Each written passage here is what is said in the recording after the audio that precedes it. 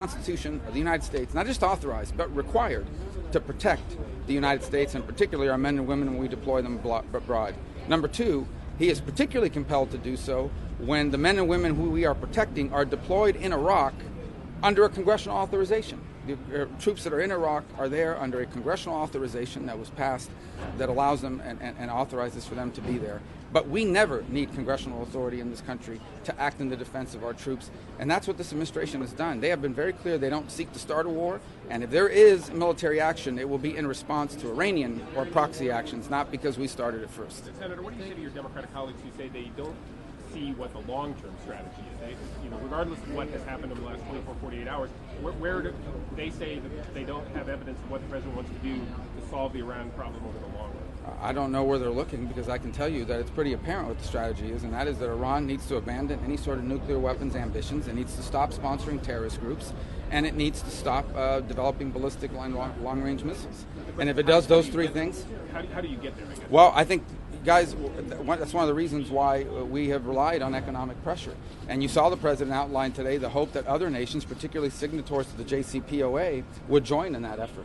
I think the strike alone points to why any future Iran deal must include ballistic missiles and the sponsorship of terrorism. I think that's the strategy. It's not a very complicated one. We want Iran to act like a normal country.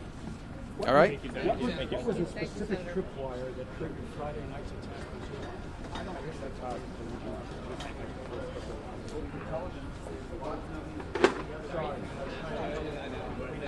had the life pop it out. Sorry. Yeah, it was up for all the first 3 minutes of review.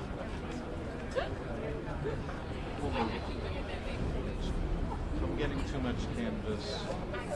Brett, you need at the end before breaking down.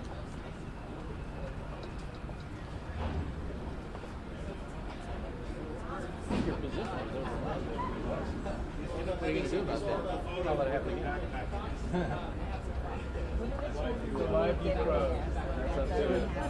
She's been here. No, you can't stay here. She's been here. They pushed up against me. It was either I pushed you. She was here. She was here for a half hour. Well, yeah. Jared is the end, as we worked out, Scott. Well, that's fine. You negotiated before. I didn't negotiate. You can't negotiate unless you're in a position to say no. So no. Right? I'm sure it's because I'm like... I saw you. No, I mean, I'm not saying you weren't here. But the point is that the And Brett, I'm going to do everything I can to just do all of review on what I can't physically just stop people from doing it. That's the problem. Yeah. And this is the line. Reaching an open door. It's like around season 9. Wait, did you tell me? What did you mean? Brett, y'all ready? Sure. So we had a good briefing that I think did address both the issues of imminence of threat and opportunity to take out a mastermind of terror that was the top terrorist operative for the #1 state sponsor of terror, Iran. Every member of the Senate, I'm on the Intel Committee, but every member of the Senate has had access since I think late May to a book of activities specifically related to this person and the rising tempo and intensity of what Soleimani was willing to do, was doing, and the number of attacks all over the world, his relationship with the Houthi, his relationship with Hezbollah, his relationship with Syria. Pretty unusual that we would have that kind of focus and encourage every member of the Senate to take the time to look at that kind of focus on one individual. And I thought it was a good briefing. You mentioned a lot of activity from Soleimani from months and years past. Were you convinced that there was this imminent threat that required urgent action last week? And I think we had a sense in this today's briefing that they were confident that his activities were likely to come to a significant head within days of the day he was killed. One question earlier from somebody else was, well, this person's been running the Quds Force for a long time. Why was he of a greater danger than he was 3 years ago or 5 years ago? And let me go back to the encouragement of every senator to look at his activities starting in the late spring of this year. That was a different level of activity and a different willingness to take risk and engage in ways that Americans could lose life than we had seen from Soleimani before or from the Iranians in a while. Thank you all. Thank you, Senator. Hello. As I've long said, and you've heard me say for years, if Iran wanted to start a fight, the United States could end it, and that's exactly what happened over the last 10 days. Qasem Soleimani was Iran's terrorist mastermind, responsible for the death of thousands of Americans. He deserved exactly what he got, and America and the world is now safer because of it. Senator, how would you characterize the attack that the Iranians leveled back at us last night? A feckless and anemic attack. And what's your response to the president's address today? Did he de-escalate? I thought Iran de-escalated. Iran didn't just take an off-ramp, they took a U-turn because they know they have no capability to fight against America, a technologically superior adversary. They also know that we will no longer allow them deniability if they try to use their terrorist proxies throughout the region. If a single American is harmed, as the president has long said, they will face severe consequences. That's what happened on December 27th, and the consequences they faced were severe. Thank you all.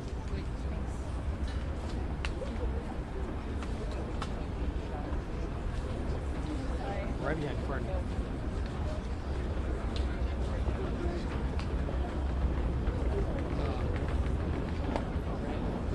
So yeah, they basically run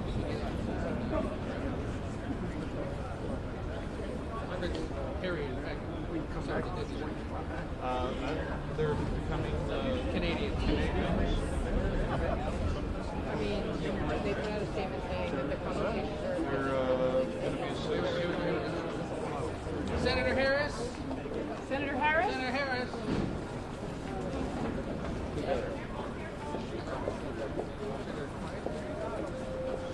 Shelby.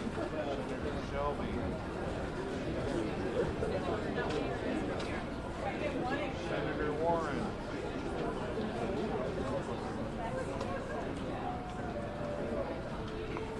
Meckle high, meckle tiny ho. How could they not tell? Queen is just skipping. She's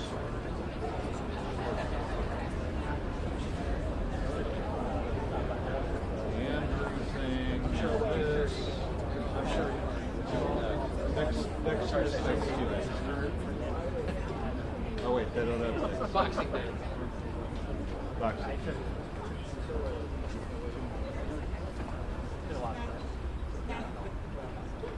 Maybe maybe Tucker and they're the tutors. Come back together and make a little I'm standing right where I'm supposed to be. falling apart. Charles, you have to get out of the way. Charles, you have to so do you. Okay, you can figure out when. Durbin's coming.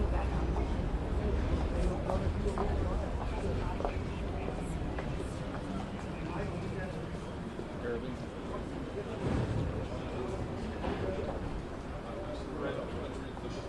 Senator Durbin, do you have a moment for the cameras?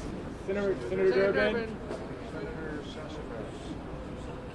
Mike's are high. Don't open it.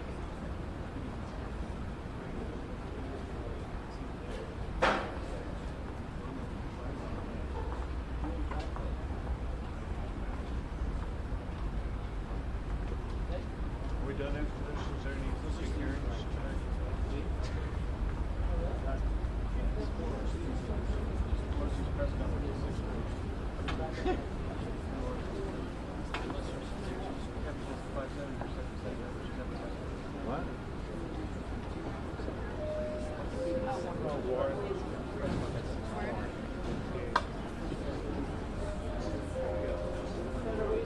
Senator Warren, can you come to the camera? Senator Warren. Senator Warren. Senator Warren. Cameras.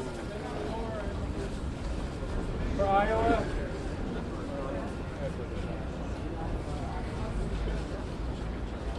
Mrs. President. Oh dear. I'm trying to chat. Oh, that got ugly. Oh, that got ugly.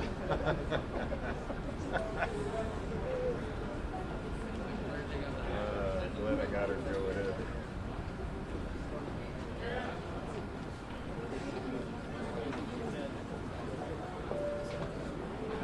Does anybody think that Pompeo's actually going to stop here?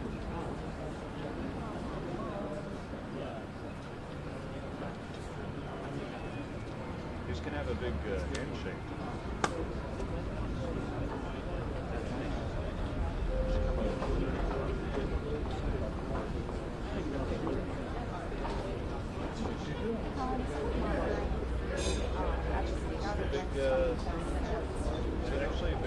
Yeah, are like for the other senators? Okay, cool. So I don't need to send them. Thank you. And we miss.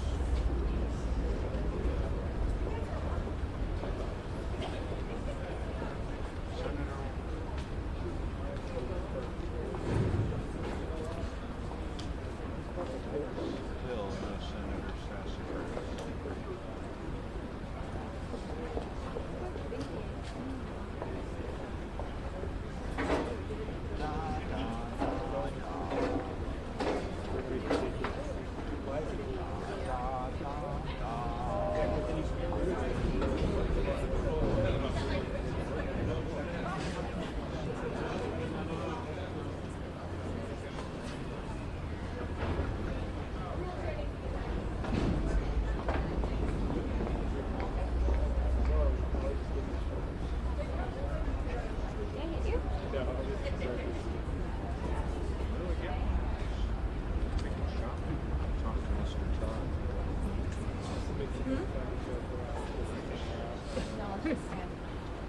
Sure, we can dig up the next one.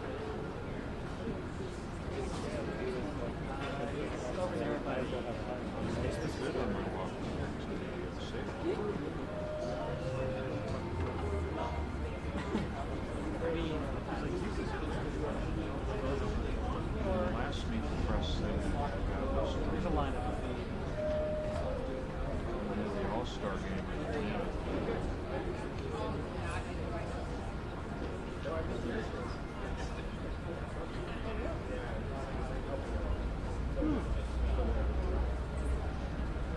Whatever that is.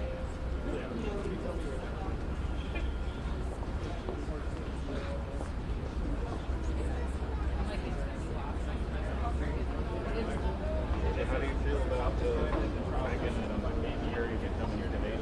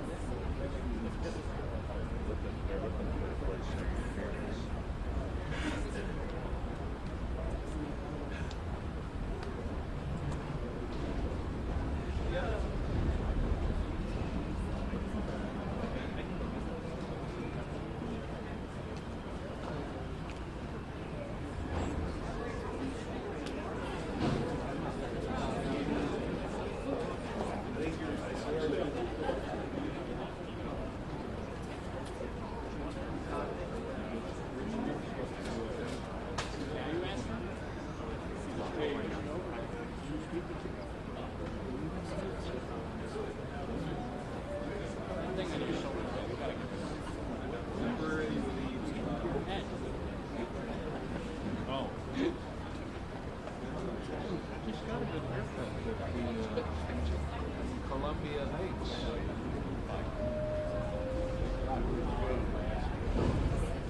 I mean, I would. Oh, I'll do this. No, I mean, after you move in.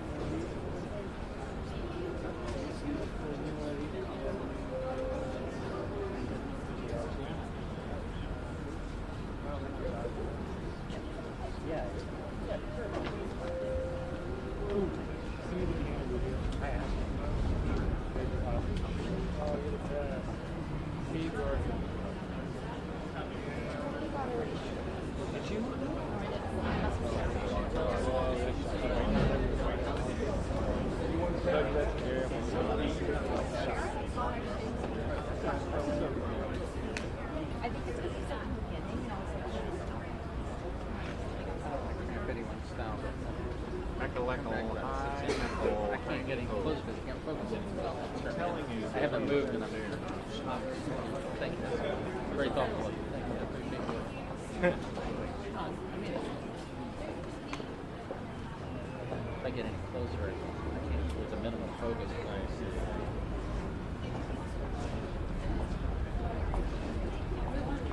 All right, folks. Yeah. Okay, no tourists in this area, please. Move along.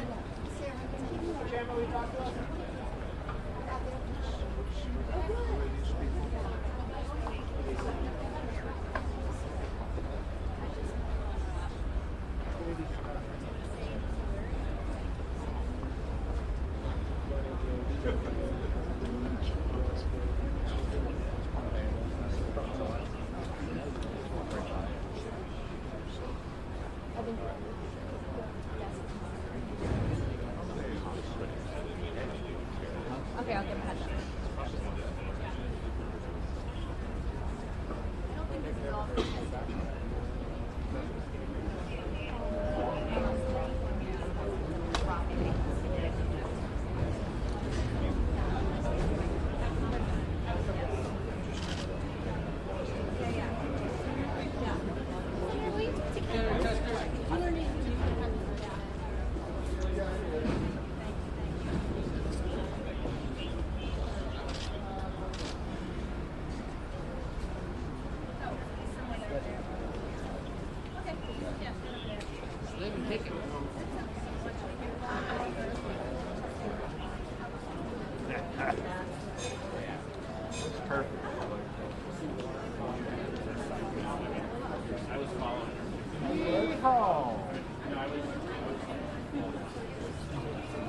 I know. I was supposed to be. I talked to him.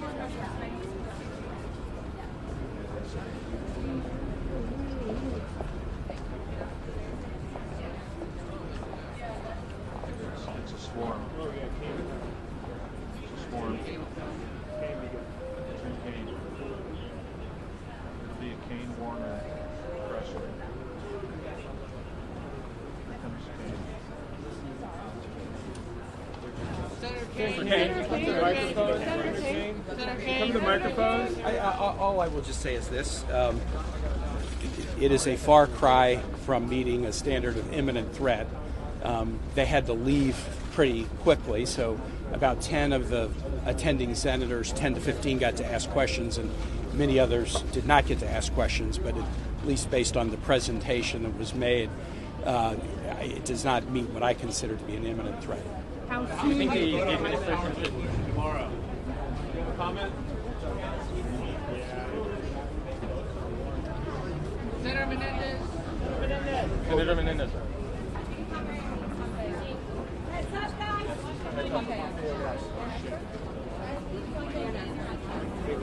I went into this briefing today.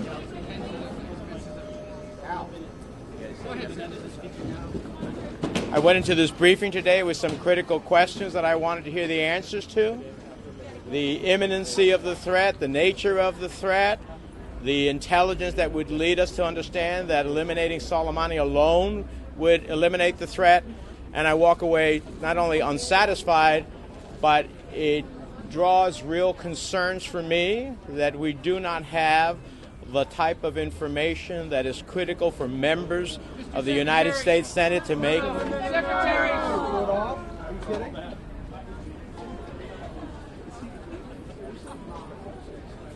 Don't feel too bad. That's what they did to us as well. They closed the briefing rather quickly. So, anyhow, we have more questions than we have answers at the end of the day. Watch yourselves.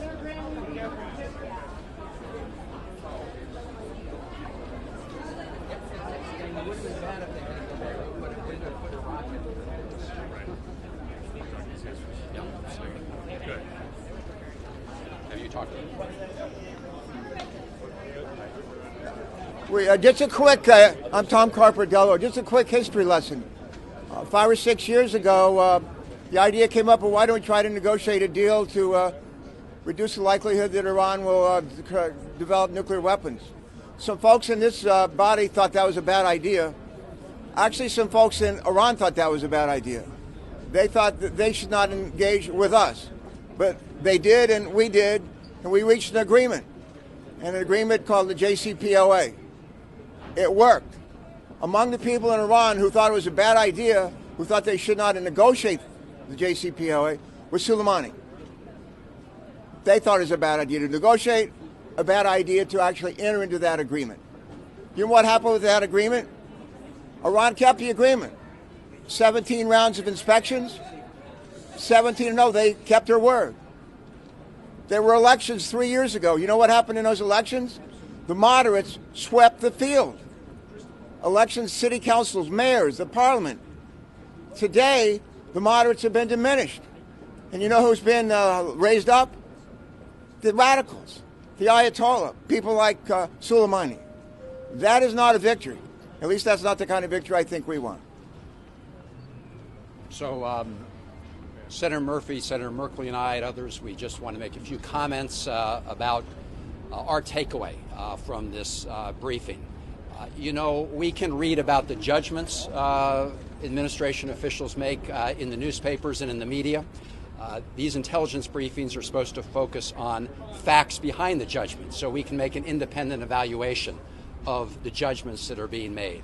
And I would say that the briefing was incredibly thin on facts, and to the extent that they provided facts, in my judgment, they did not support any claim of an imminent threat that would justify the actions they've taken with respect to eliminating Soleimani. And it's important that you have that justification. It was one they gave. I did notice in President Trump's remarks at the White House today, he mentioned that they were engaged in planning attacks. The president himself didn't use the word imminent this morning at the White House. And it's an important distinction because I just want to think about everyone to think about this. We're engaged in a very, very tense situation with Iran, even before the latest actions. The United States military plans what targets it will hit under certain circumstances. It's not surprising that the Iranians will also determine what targets they may hit if they are attacked by the Americans. So the idea that people might be planning to take certain actions is not surprising, just as we plan to take certain actions under certain circumstances. So the takeaway from my perspective is that they did not establish in any way the facts that would support the claim of an imminent threat that was posed, meaning that someone had decided to attack U.S. forces and kill lots of Americans. Let me turn it over to Senator Murphy. Yeah, let me concur with Senator Van Hollen's analysis. I was deeply surprised at the lack of information presented by the administration regarding a specific imminent threat. This appears to me to be a strike of choice by this administration, one that likely would have required congressional authorization beforehand. The consequences of this strike already in the first 6 days have been cataclysmic. Our troops are being pushed out of Iraq. Iran has started its nuclear weapons program again. All counter-ISIL operations have been halted. There are serious political consequences to the decision that was made. And we did not get information inside that briefing that there was a specific imminent threat that we were halting through the operation conducted last Thursday night. And I can say I was, I think, both surprised and saddened to not have that information before us. I think it is likely because it doesn't exist. But the fullness of the briefing is complicated by the fact that it only lasted 75 minutes. After waiting 6 days, the administration barely gave 100 senators an hour. We left with multiple important questions that were still unanswered. And I frankly think it's also it's not just unacceptable to not present intelligence if it exists, but it's also not sufficient to give the United States Senate just over an hour of time to explain a military action that likely has grave long-term consequences for our security. I'm just going to say one thing and then let my colleagues take over. There were so many important questions that they did not answer. We did not see a plan, a satisfying plan for the future. We had 97 senators there.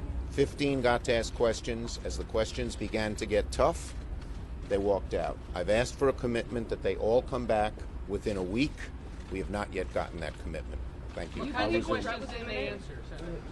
One of the things that was very troubling is there was no indication that there was due thought given to the consequences of the action. Before the action against Soleimani, we had massive protests in Iran against the Iranian government, and now we have massive protests against the U.S. No clarity that this was understood how it would affect the unity for the radicals and undermine the moderates in Iran.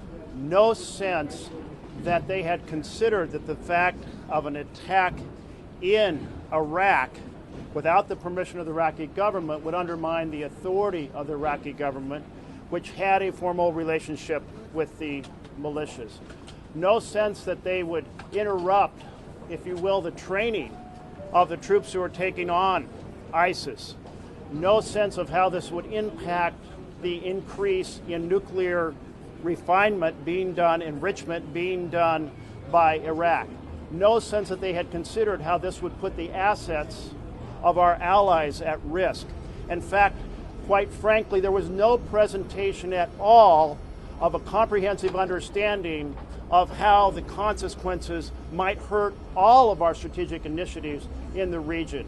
And in that sense, this was very frustrating. It seemed to reflect a very rushed and reckless action.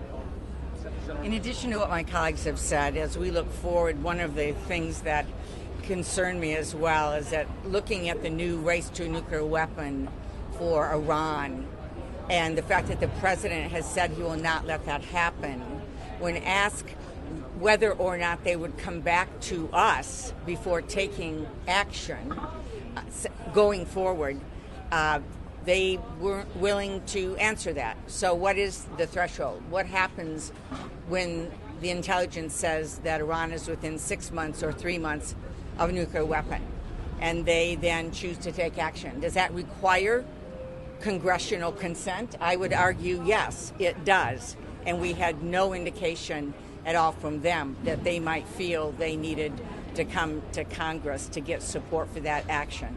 It was deeply concerning today. The last thing I would say is I think we all know that Iran and Soleimani's strategic objective in Iraq has all along been to push out the United States and reduce our influence in Iraq. They've been very open about that for years. And our strike, what we did, actually is allowing Iran and Soleimani in death, not in life, to be able to accomplish that objective because we've already seen actions calling for the complete withdrawal of U.S. forces. There is no doubt that our position in Iraq today is weaker than it was before. And I think we are all seeing the result of that right now. Can you explain why it seems like Republicans had a totally different briefing? That they seem convinced that there was this... They'll have to explain to you that... Well, thank you all for coming today. I just sat through one of the best briefings I've had since I've been here in the United States Congress. You had people who gave absolute, crystal clear information that the president and the national security people had when they made the decision to take out Soleimani. What you come away with after listening to the Democrats question these people is there is so much hate and vitriol and animosity against this president that they are willing to put at risk lives of American citizens and American military people.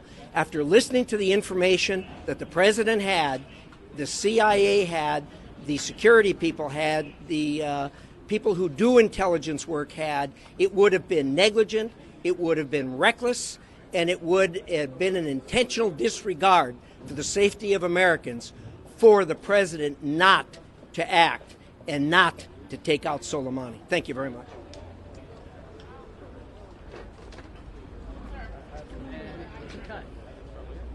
Thank you, sir. Thank you, sir. I'll forward you what I Right to can. send this PDF. Okay, we're together. Good luck, honey.